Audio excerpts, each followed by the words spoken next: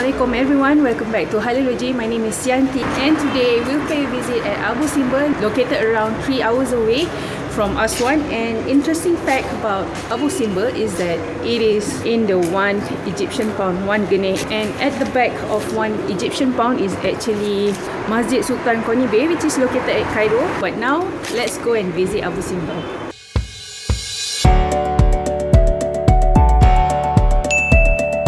Okay, but before that, are you guys subscribed to this channel yet? If you haven't, please hit the subscribe button and support this channel so we can produce more travel videos like this in the future. So, have you clicked it yet? If you have, then let's resume our video. It is actually 4:30 in the morning, so we are checking out from our hotel and then we're gonna head to Abu Simbel. By the way guys, the reason that we need to depart so early in the morning to Abu Simbel is because we need to pass through the security checkpoint latest by 7 or 8 o'clock in the morning, because the area is heavily guarded because it's just 20 kilometers away with the Sudan border. And few days before our travel agent asked us to share our passport detail because they need to get the approval from the tourism police in order for us to enter Abu Simbel. And I was also told that visitors should leave by afternoon. It's close to 6 o'clock in the morning, and if you can see, the sun is slowly rising. The sunrise is around 6:30. We are somewhere in the middle of the desert, and just now for subuh prayer, our initial plan was to perform the prayer on the desert, but we were told by our driver that for safety reason it is better for us to perform our subuh prayer inside the van. Otherwise it will be dangerous and there will be a risk of getting robbed in the desert if we stop by. So in the end we perform our Fajr prayer inside the van. MashaAllah, the view of the sunrise is so stunning, and we could see the dark blue horizon starting to turn orange as the sun rises from the eastern side of the desert. While at the western side, we could see different hues in the sky in purple, orange, red and pink shade. Looking at these amazing changes of day and night which take place every day without fail, it reminds me of the verses in Al-Quran. In Surah Ibrahim, chapter 14, verse 33. وَسَخَّرَ لَكُمُ الشَّمْسَ وَالْقَمَرَ دَائِبَيْنِ وَسَخَّرَ لَكُمُ اللَّيْلَ وَالنَّهَارَ, which means, and he subjected for you the sun and the moon continuous in orbit, and subjected for you the night and the day. In Surah Fusilat, chapter 41, verse 37, وَمِنْ آيَاتِهِ اللَّيْلُ وَالنَّهَارُ وَالشَّمْسُ وَالْقَمَرُ لَا تَسْجُدُوا لِلشَّمْسِ وَلَا لِلْقَمَرِ وَاسْجُدُوا لِلَّهِ الَّذِي خَلَقَهُنَّ إِن كُنتُمْ إِيَّاهُ تَعْبُدُونَ, which means, and of his signs are the night and day and the sun and moon. Do not prostrate to the sun or to the moon, but prostrate to Allah who created them, if it should be him that you worship. Some of us could wake up very early in the morning and travel really far to catch the beautiful view of sunrise. We adore the lovely sunset and sunrise, yet sometimes we forgot to glorify its creator, Allah. So next time, whenever we see these beautiful sunrise and sunsets, let's be reminded of Allah. Let's say MashaAllah, Tabarakallah, and let's perform our prayer on time. It's already 7:40 AM in the morning. My sister is still sleeping. Ate, what is Ate doing? Alang is... Ma is looking outside. Ate is don't know what she's doing. Alang is also don't know what she's doing. But I'm gonna have my breakfast. We asked the hotel to pack us the breakfast early this morning, so I'm gonna have my breakfast because we are going to arrive at Abu Simbel, I think within the next 30 or 1 hour, so I better eat my breakfast. So inside here, there's bread, there's yogurt. What is this? Molto, the croissant. What is this? Pure natural honey. This one will eat with yogurt, jam. Oh, okay. This one is with to eat with the bread. This one, banana, and this is the apple. Faragelo. Faragelo dah ada simbol baru. And hard boiled egg.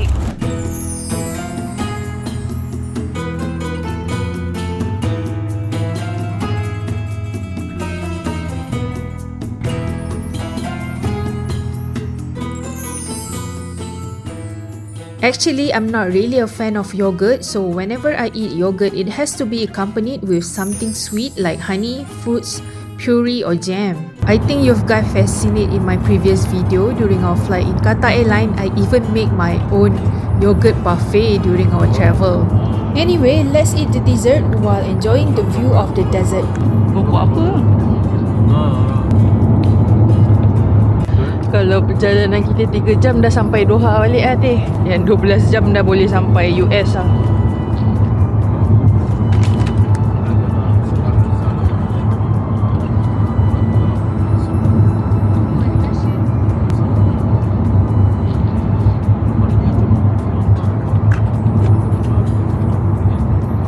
Telur ni makan apa dengan roti je? Ni telur ni hard boil ke apa? Ada siapa dah buka? Ha? Hard boil? Okay. Kita makan telur. Telur has to be eaten with black pepper.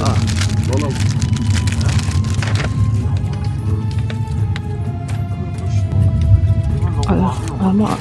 Ni apa Pak Gad ni? Sorry guys, I have to turn off my camera because just now we passed through security checkpoint to enter Abu Simbel. Now let's resume our breakfast, okay? Let's peel the egg. Sedap juga ni.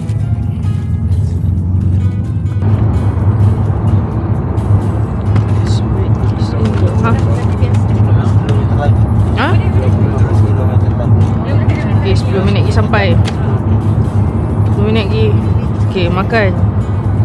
Makan dengan cepat. Full. Makan dengan pantas. Oh my god. Okay.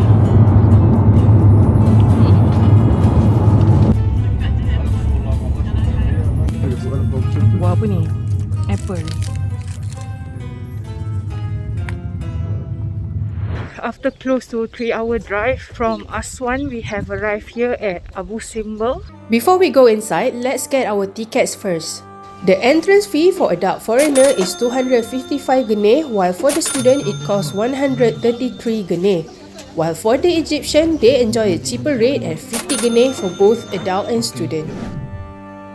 To reach Abu Simbel temples, we have to walk downhill for around 5 minutes and the pavement is made with beautiful sandstones. So that's a good news for those with limited mobility as this makes Abu Simbel wheelchair friendly. On our right is Lake Nasser, which is the reservoir of Aswan Dam. It is so huge guys, it is 479 kilometers long and 16 kilometers wide. From Aswan High Dam that we visited yesterday until Sudan, with 83% of the lake is located in Egypt and the rest of them in Sudan, which is just 15 kilometers upstream from here. By the way, the total loop around this hill is 1 kilometer and we'll have to hike the hill on our way back. So that will be quite a challenge to push the heavy wheelchair while ascending the hill. There's also another more convenient option, which is to hire the buggy car, but since we are still young and healthy, so let's just walk. Ustaz, tak apalah saya tolak. Oh, mau ambil gambar? Besar gila sungai dia. Kita ada sunglass. Mak nak sunglass ke? Ke laut ni, takkan sungai, selesai sungai. Oh, tu dia sudah sampai temple. Ni, sudah kira batik no. Oh, besarnya. Itu yang isteri dia. No, ni isteri dia no. Isteri yang kecil ya. Isteri dia no. Nah, Nefertiti. Nefertiti ke Nefertari, Ustaz? Zaza, Nefertari.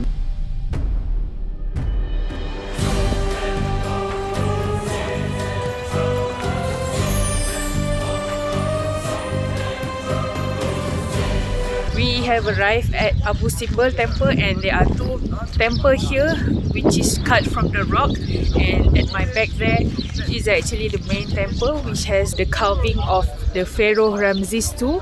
This temple was built back in 13 BC, and if you see over there underneath the feet of Ramses II is the wife Nefertari and the son, and based on the size it symbolizes that the son and the wife have no significant position compared to the Pharaoh himself.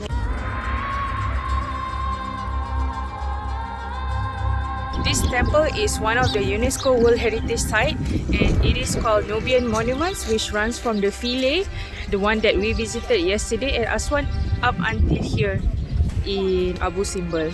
The original location of this monument was actually somewhere like 300 meters away from the current location, and it was relocated because they were afraid that this temple will be submerged by the nearby lake. During the relocation, an artificial hill was made in a new location that is 16 meters higher and 200 meters back from the river. Looking at the scale of these temples, we have to applaud the huge effort by the Egyptian government, UNESCO, various nations, archaeologists, engineers and heavy skill operators who had saved these massive historical monuments so that today, we can still come and witness the remnants of the 19th dynasty of Egypt back in 3000 years ago. The entrance to the Great Temple is flanked with 4 colossal statues of Ramses II seated on a throne wearing the double crown of Upper and Lower Egypt. One of these statues was damaged during an earthquake, causing its torso and head to fall on the ground, and during the relocation, they were placed at the same position where they were originally found.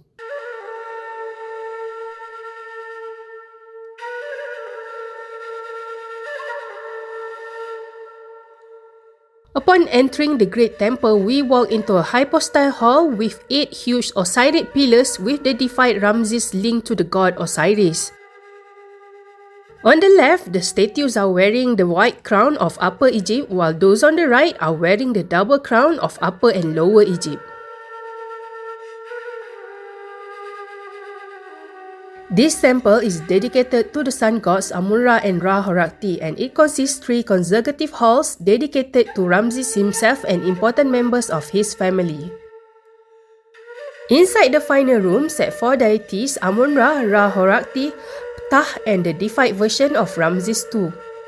This temple is built in precision with solar alignment that it remains in darkness every day except for 2 days in a year on February 22nd and October 22nd, in which the first ray of the morning sun penetrate the whole length of the temple and illuminate the innermost statues. Coming into here gives me a mixed feeling. At first, I'm struck in awe looking at the grand scale of this temple. I don't know how many thousands of lives were forced to build this back then. Second, I saw that Ramses II's effort to build the temple to seat himself among the gods end up in vain. Over the time, the temples are forgotten. It's even crushed by the earthquake, covered by sands and submerged by the flood. It was lost until it was found and relocated, and today, it has a very little impact on our life. Third, it sends a shiver down to my spine as it reminds me to the story of Prophet Moses and Pharaoh narrated in Al-Quran.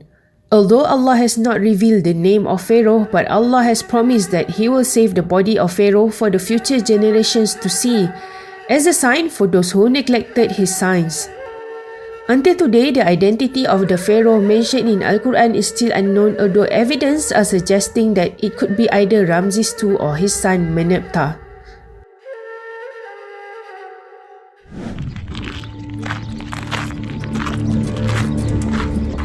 I have finished touring inside the temple of Ramses II, and now I'm walking towards the Hathor and Nefertari, which is the wife of Ramses II, which is located next to the Ramses II temple. The size is a little bit smaller than Ramses II one, so let's go. On each side of the entrance lies 2 statues of Ramses II flanking Nefertari, who is dressed as Hathor, with each of them flanked by smaller statues of their children. This is one of very few instances in Egyptian art where the statues of the king and his queen have equal size.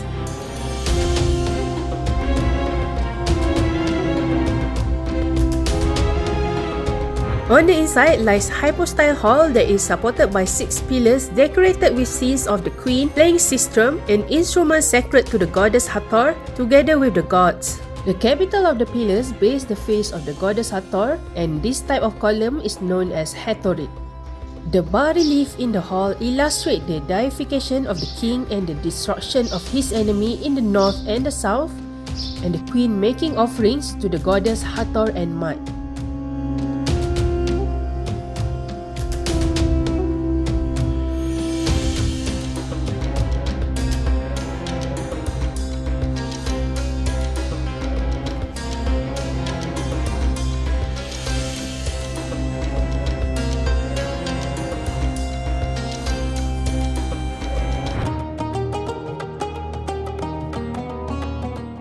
We are done with our tour at Abu Simbel. Now we are heading back, and if you come here, make sure you wear glasses because the wind is so strong, and if you don't wear one, you'll get all the sand into your eyes.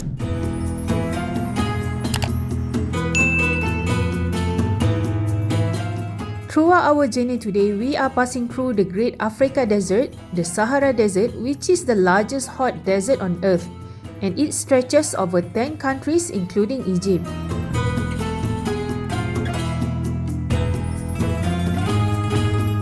Along our journey throughout the desert, we passed by crop circles. I wonder how did the Egyptian turn the barren land into fertile soil and be able to plant the vegetable in the middle of the desert. So let's do a little scavenge on Google Earth. This is Abu Simbel, and let's zoom in onto the western desert.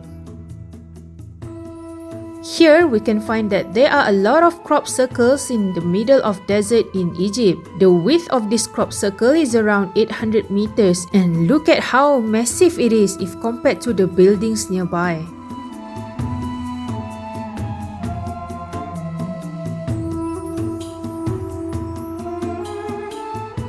As for this one, it even has its own airport, and you guys can see this is the runway. Upon further checking on the internet, I found out that these crop circles are actually irrigated with fossil water coming from the Nubian sandstone aquifer, which is stored underground for 1,000 years. Then, the water is distributed by a set of sprinklers which rotate around the central pivot, hence the reason of the circular shape of the farm. Isn't that amazing?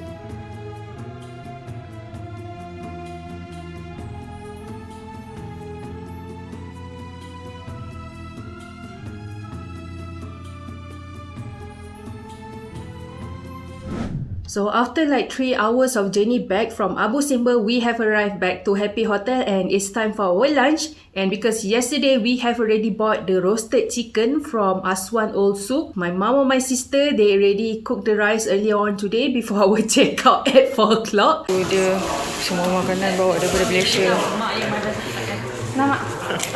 Ini ayam ni.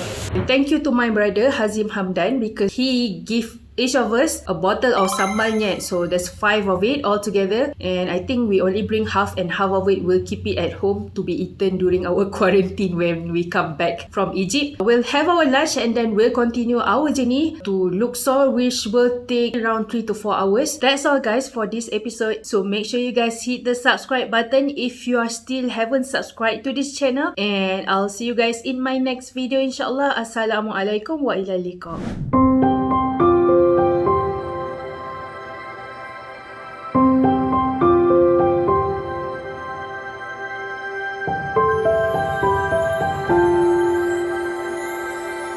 Thank you.